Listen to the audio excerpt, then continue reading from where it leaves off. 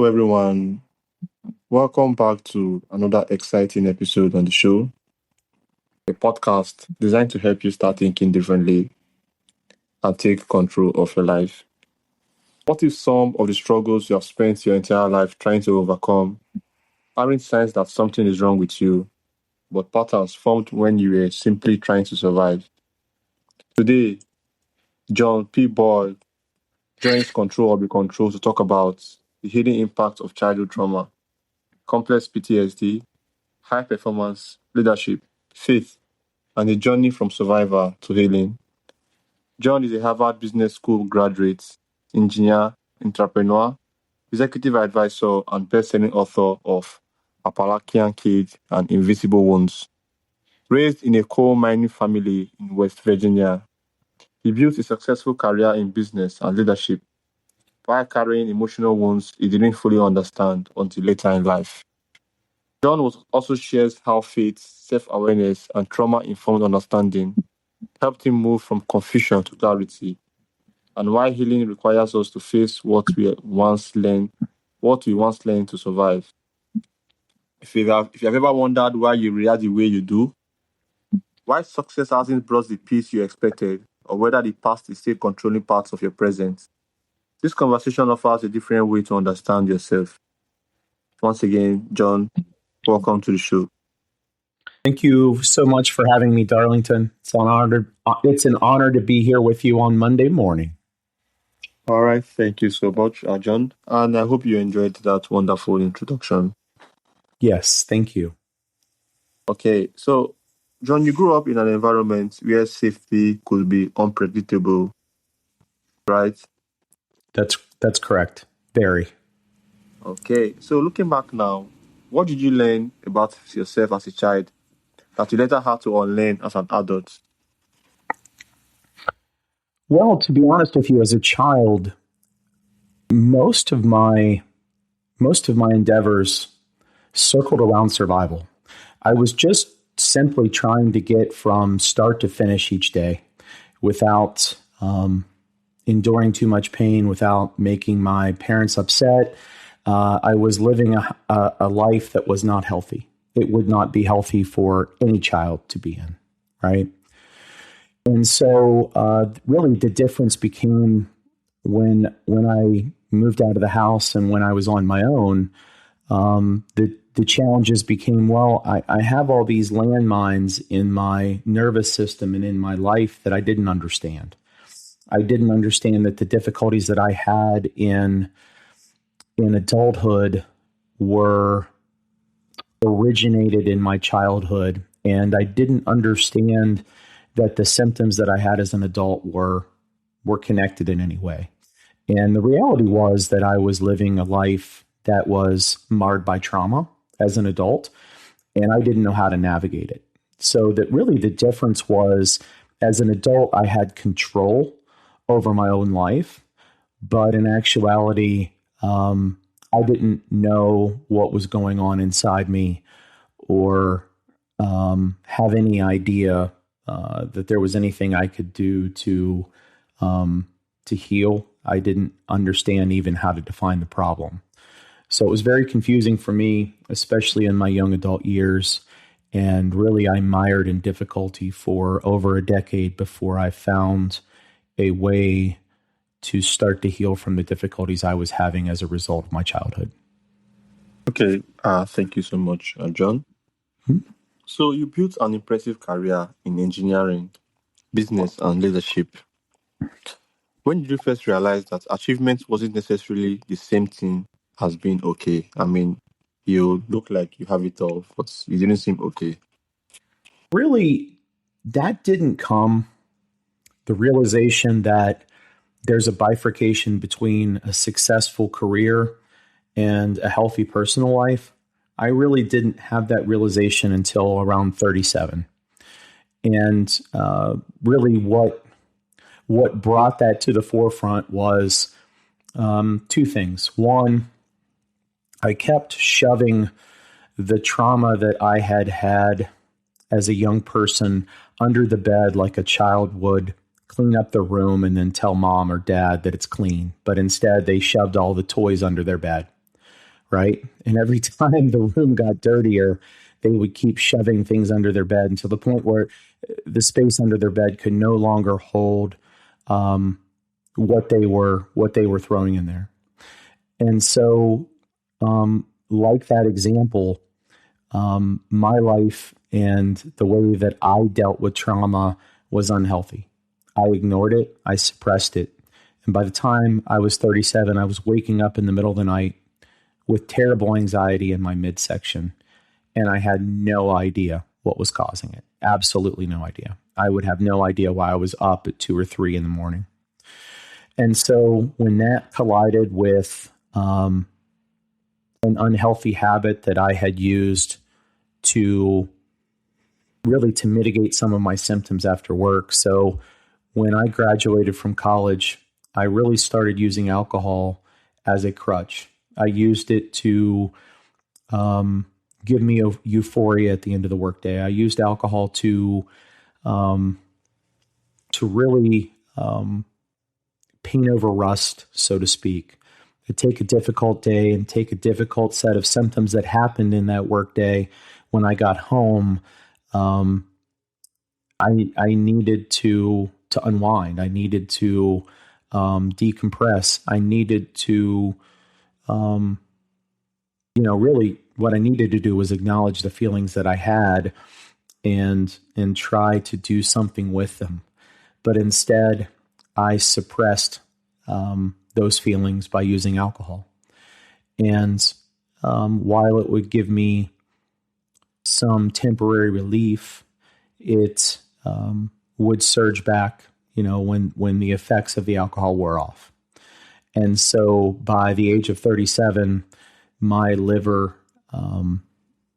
had enough, and it stopped processing vitamins and started instead processing alcohol. And so I became malnourished because my liver wasn't functioning the way it was intended to function. And so by 37, I had the realization in several fronts in my life that I could not continue to live the same life. And that is when I began to realize that a successful career does not necessarily mean you're going to have a successful and healthy personal life.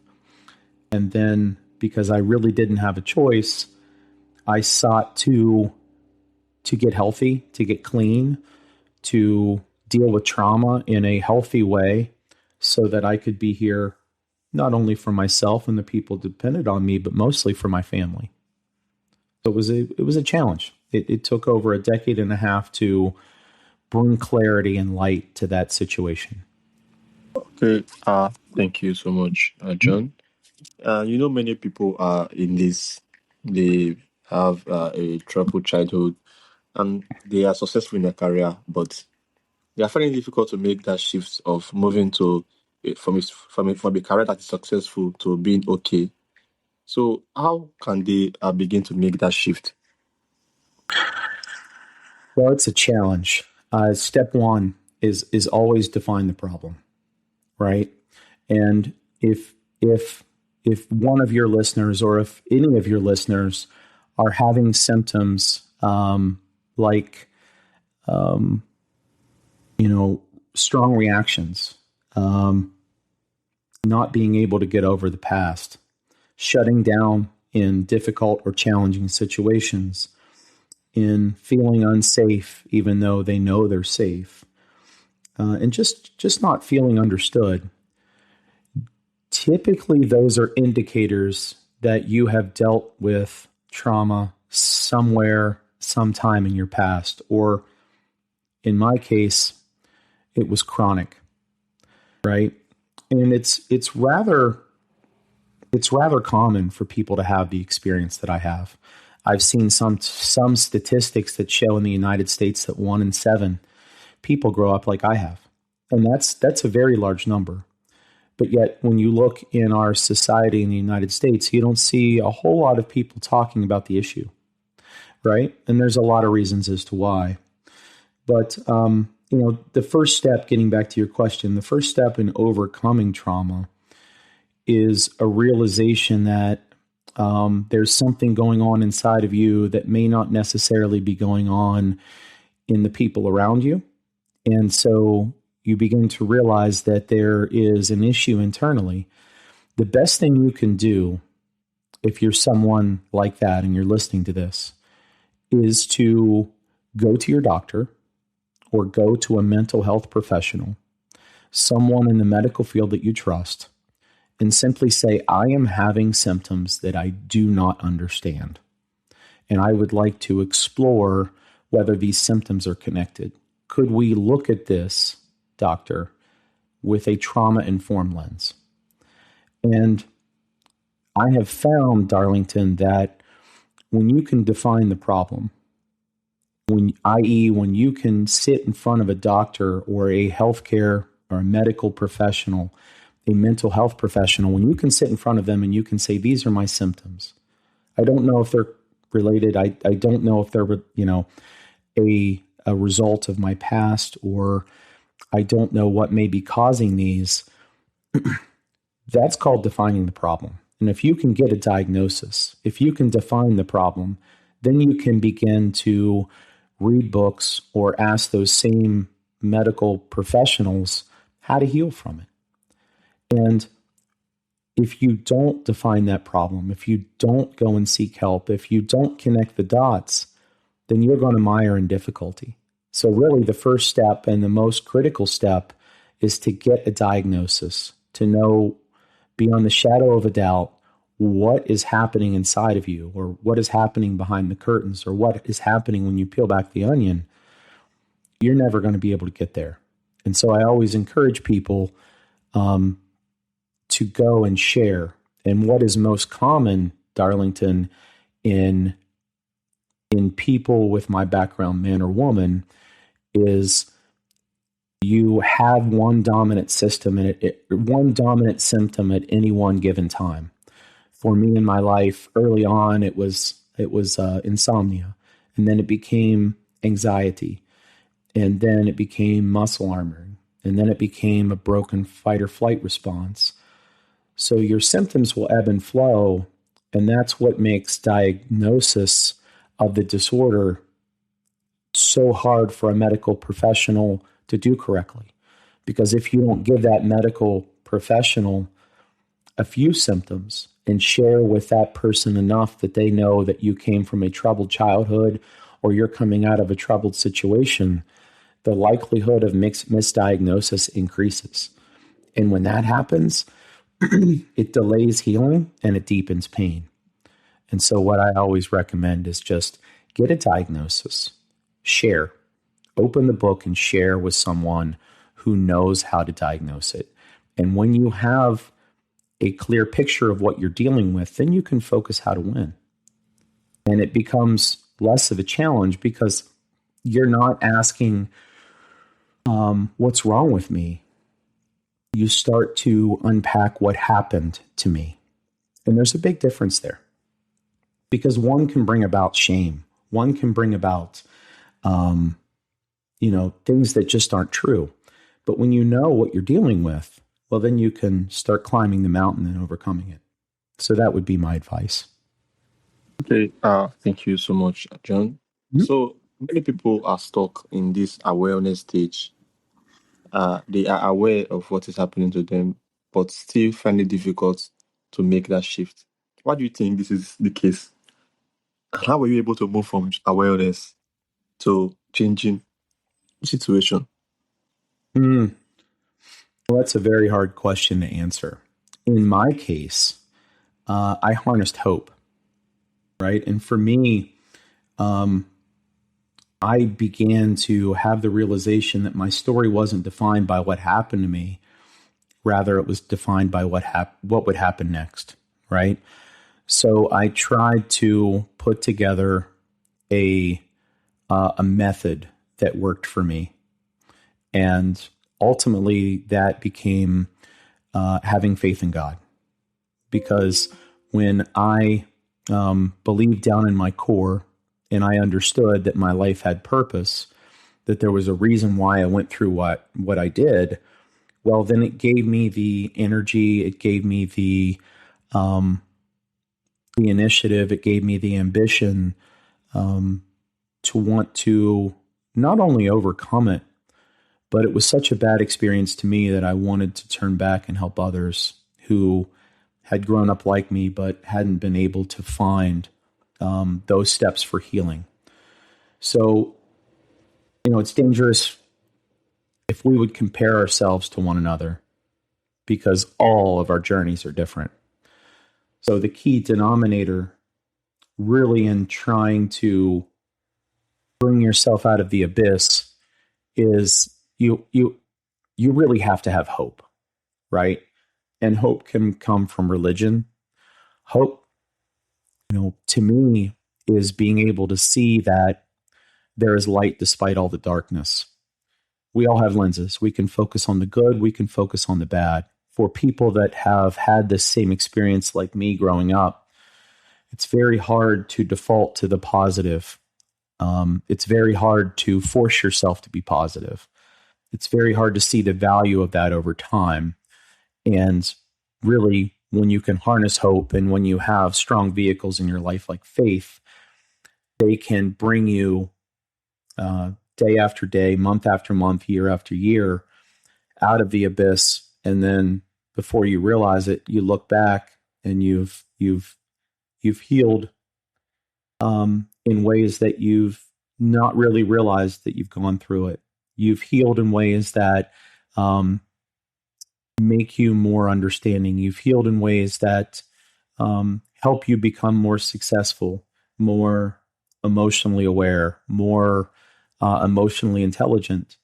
And by doing that, and by looking back, by celebrating wins, if you're someone that has overcome adversity, what you realize is you're stronger than you believe you really are, right? And many children who have grown up like me are very strong internally, but they don't give themselves the credit. They don't realize what they've actually brought themselves through until they start trying to heal and start trying to come out of the abyss, and they start reading books or listening to stories of others who have come before them and seeing, well, look what God's done in that person's life, or look what having hope has brought them. Right? It's paid them in spades. So you have to be able to harness the positive and find ways to celebrate the wins despite the losses that are occurring around you, or moving forward contradictory to how you might feel internally. So that would be my advice. Hey, John, thank you so much because Yes. many people are there. I myself, I think I'm still in the stage of awareness, trying to move into changing those. So, moving on, tell us the difference between surviving your life and actually living your life. Well, survival to me is doing something at any cost to get through a situation, right? That may mean you put an undue burden on your organs like I did, making choices I shouldn't have made, like drinking excessively every day.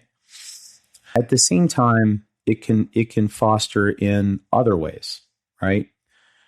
But what I found over time is the behaviors that I was using to get through the adversity I was facing really was only brief. They were solutions that lasted a number of hours. What has brought me long-term success is forming habits.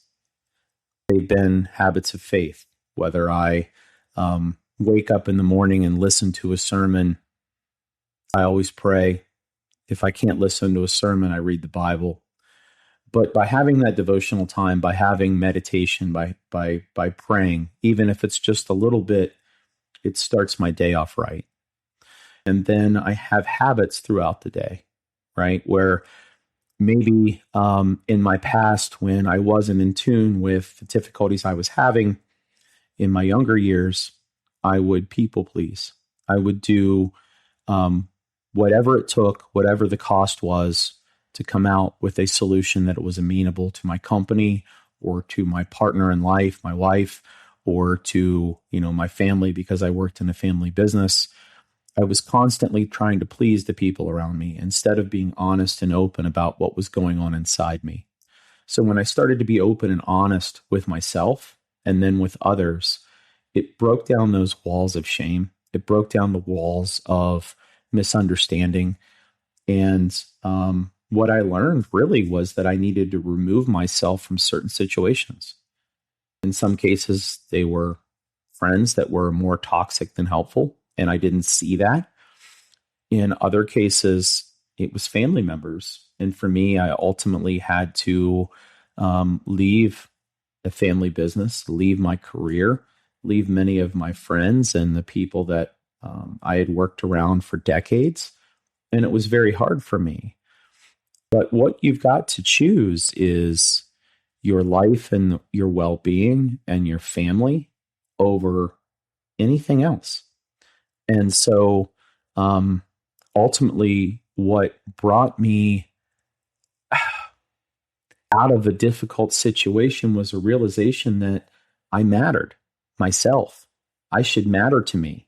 I should celebrate my wins. I should be able to have happiness too. And in a lot of cases in family business and sometimes with toxic friends, I didn't feel that environment was there for me. And so it was very hard to navigate. It was very hard to think about those things. It was very hard to choose to sever ties with people that I did love and that I, honestly still do love. But I had to do that for myself. I had to do it for my family. I had to do it if I was going to be here. I made some hard choices. And one of the hard choices that I made was when I went to quit drinking alcohol, I couldn't quit drinking alcohol on my own. But I knew, in answering your question, I knew that I needed to be the best version of myself if I was going to reach my calling in life, if I was going to be a long-term father, a long-term family member.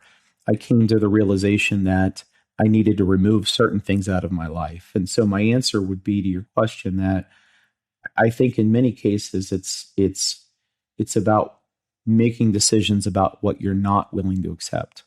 I'm not willing to hurt my body long term. I'm not willing to sacrifice my family for other people around me or for money or for things or people that, that just don't matter to me or that don't care about me.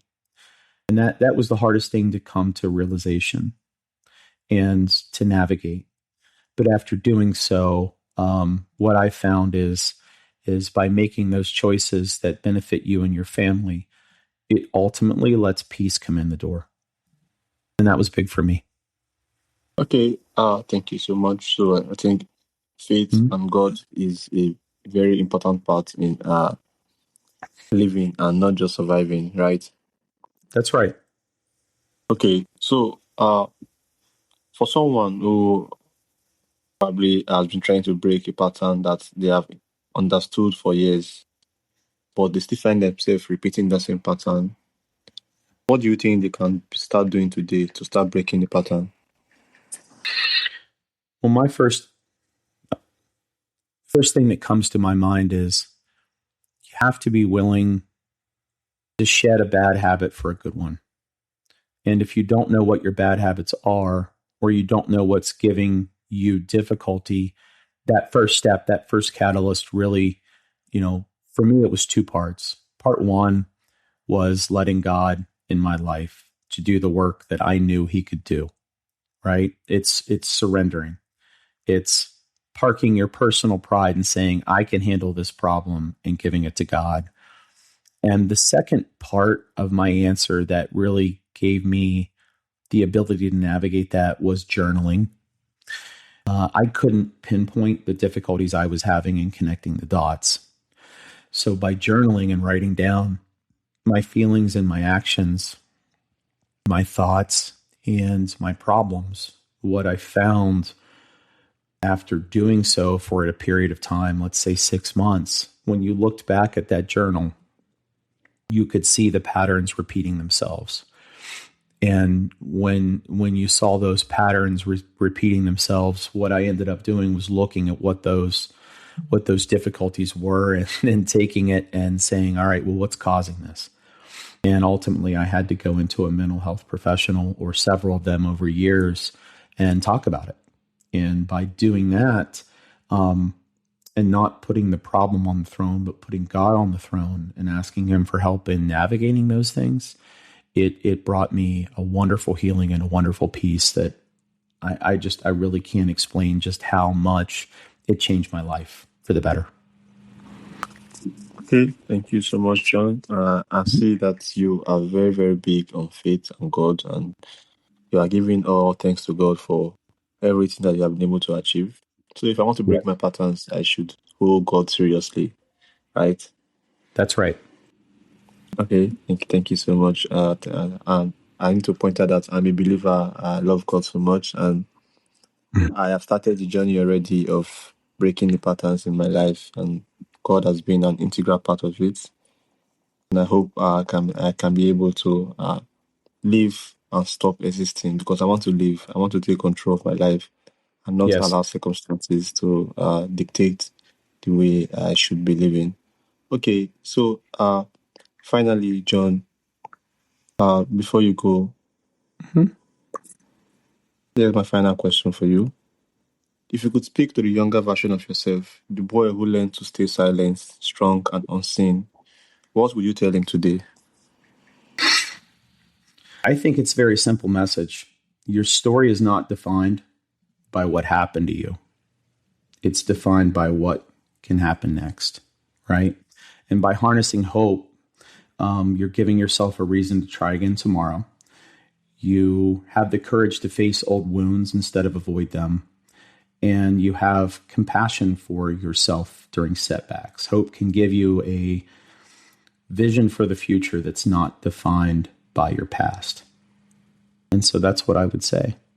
Harness hope, have faith, and move forward each day with grace. All right, so thank you so much once again, John. This has been so wonderful. I love speaking about topics like this, honestly, because this is the journey which I am on. This is the path which I am on, and this is the journey for everybody. For most people, they have recognized patterns in their life and they want to break them. And I hope with this episode, they can be able to find some progress in breaking the patterns in their life.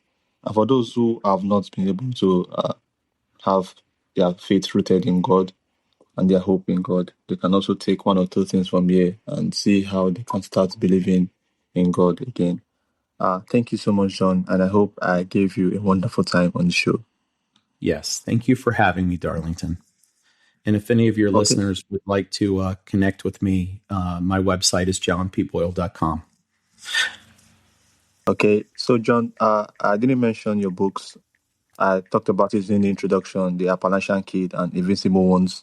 Mhm. So, for both of these books, what do you hope readers will take away from them when they finish reading? And how can they get the book as well? So you can get the book on Amazon.com. I've written two books and published those. So it's Appalachian Kid, and the name of the other book is Invisible Wounds. Just go to Amazon and type in those book names and John P. Boyle, and they'll come up.